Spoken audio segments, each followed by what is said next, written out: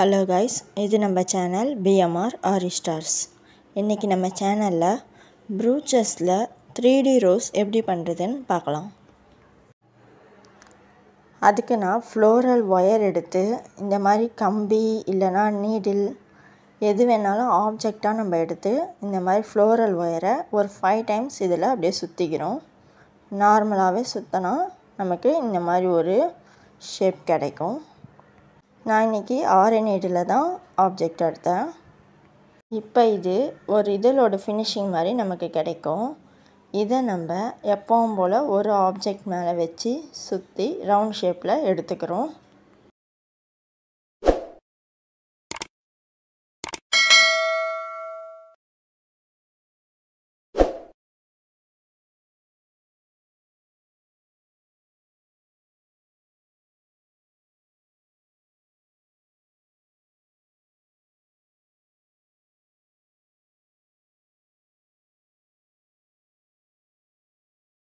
இப்போ நமக்கு இது ஒரு ஃப்ளவரோட பெட்டல்ஸ் மாதிரி கிடச்சிருக்கு. இப்போ இதில் ஸ்டாக்கிங் கிளாத் ஃபிக்ஸ் பண்ணிக்கலாம். ஸ்டாக்கிங் கிளாத் எப்படி ஃபிக்ஸ் பண்ணுறதுன்ட்டு நான் ஆல்ரெடி கிளியரான வீடியோ போட்டிருக்கேன். அது டிஸ்கிரிப்ஷனில் கொடுக்குறேன். செக் பண்ணிவிட்டு அதை ப்ராக்டிஸ் பண்ணதுக்கப்புறம் இதை ஒர்க் பண்ணுங்கள். ஏன்னா எடுத்ததுமே ஸ்டாக்கிங் கிளாத் இதில் ஃபிக்ஸ் பண்ணிங்கன்னா ஃப்ளோரல் ஒயரை விட்டு இந்த ஸ்டாக்கிங் கிளாத் வந்துடும். இல்லைனா ஃப்ளோரல் ஒயர் வெளியே தெரியும். அப்புறம் நம்ம வளைவு மாதிரி செட் பண்ணியிருக்கோம்ல, அதிலலாம் ஸ்டாக்கிங் கிளாத் அதே வளைவு ஷேப்பில் வராமல் ஃபுல்லாக ரவுண்டாக இருக்க மாதிரி வந்துடும். இந்த ஷேப்புக்கு ஸ்டாக்கிங் கிளாத் ஃபிக்ஸ் பண்ணுறது கொஞ்சம் கஷ்டம்தான். ஆனால் நீங்கள் ப்ராக்டிஸ் எடுத்து பண்ணிங்கன்னா நல்லா பண்ணலாம். இங்கே பாருங்கள், இந்த வளைவோடவே இப்போ நமக்கு இந்த ஸ்டாக்கிங் கிளாத் நல்லா ஃபிக்ஸ் ஆகிருக்கு பாருங்கள். ஃப்ளோரல் ஒயரும் அதே மாதிரி கிளாத்தை விட்டு நமக்கு வெளியே வரல. இப்போ இந்த பெட்டல்ஸ்க்கு ஒரு அழகான ஃபினிஷிங்கும் கிடச்சிருக்கு பாருங்கள். இப்போ எக்ஸஸாக இருக்க கிளாத் எல்லாத்தையும் நம்ம கட் பண்ணி விட்டுடலாம். இப்போ இதே மாதிரி ஒரு 5 பெட்டல்ஸ் நம்ம ரெடி பண்ணிக்கலாம். இப்போ நம்ம பண்ண ஒவ்வொரு பெட்டல்ஸுமே ஃப்ளோரல் ஒயரோட அந்த வளைவுலலாம் ஸ்டாக்கிங் கிளாத் கரெக்டாக ஃபிக்ஸ் ஆகி நல்ல ஒரு ஃபினிஷிங் லுக்கை நமக்கு கொடுத்துருக்கு. இப்போ நான் வேறு ஒரு டிஃப்ரெண்ட் கலர் ஸ்டாக்கிங் கிளாத் எடுத்து எப்பவும் போல் ரவுண்ட் ஷேப் பண்ணுவோம்ல, அப்படி பண்ணி அதில் ஸ்டாக்கிங் கிளாத் ஃபிக்ஸ் பண்ணி வச்சுருக்கேன். ஒரு 4 பெட்டல்ஸ் ரெடி பண்ணியிருக்கேன். அந்த ரவுண்ட் ஷேப் பெட்டல்ஸ் எல்லாம் இந்த சூயிங் த்ரெட்டை ஆப்ஜெக்டாக வச்சு ஜஸ்ட் அதில் ப்ரெஸ் பண்ணி விடுறேன். நீங்கள் எந்த ஒரு சின்ன சைஸ் ஆப்ஜெக்டை கூட எடுத்துக்கலாம். இங்கே பாருங்கள், இந்த 2 சைடையும் பிடிச்சி ஜஸ்ட் அந்த ரவுண்ட் ஷேப்புக்கு ஏற்ற மாதிரி ஜஸ்ட்டு ப்ரெஸ் பண்ணி விடுறேன். அது அந்த பெட்டல்ஸ்க்கு ஒரு 3D எஃபெக்ட் கொடுக்கும். நார்மலாக பண்ண ரவுண்ட் ஷேப்புக்கும் இப்படி ப்ரெஸ் பண்ணி 3D எஃபெக்ட் பண்ண பெட்டல்ஸ்க்கும் உங்களுக்கு டிஃப்ரென்ஸ் தெரியுதுன்னு நினைக்கிறேன்.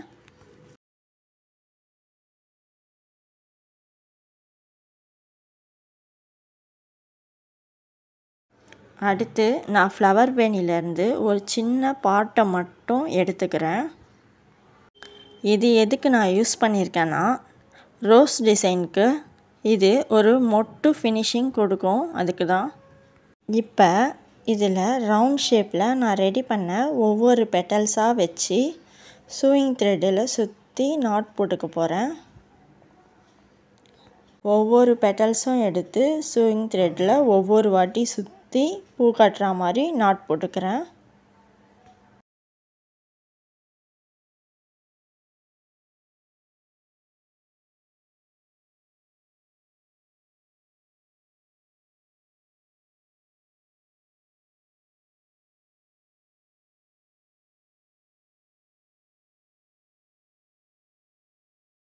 ஒவ்வொரு பெட்டல்ஸையும் அந்த மொட்டு டிசைனை சுற்றி ஒரு ஃப்ளார் ஷேப் வரா மாதிரி அரேஞ்ச் பண்ணிவிட்டு அப்புறமா நாட் போடுங்க. இப்போவே இது நமக்கு ஒரு ஃப்ளார் டிசைன் மாதிரி கிடச்சிருச்சு. இப்போ பேலன்ஸ் இருக்க அந்த வளைவு மாதிரி ரெடி பண்ண பெட்டல்ஸை எடுத்து அரேஞ்ச் பண்ணிக்கலாம். பேலன்ஸ் இருக்க பெட்டல்ஸையும் சூயிங் த்ரெட் எடுத்து லைட்டாக ப்ரெஸ் பண்ணிக்கலாம். ஏற்கனவே ரவுண்ட் ஷேப்க்கு பண்ண மாதிரி நல்லா ப்ரெஸ் பண்ண வேணாம், லைட்டாக பண்ணாலே போதும். ஏன்னா இது வெளி சைடில் இருக்க பெட்டல்ஸ் தான். இது நமக்கு கொஞ்சம் ஓப்பனான ஃபினிஷிங் தான் கொடுக்கணும். அதுக்கு நம்ம லைட்டாக ப்ரெஸ் பண்ணால் போதும்.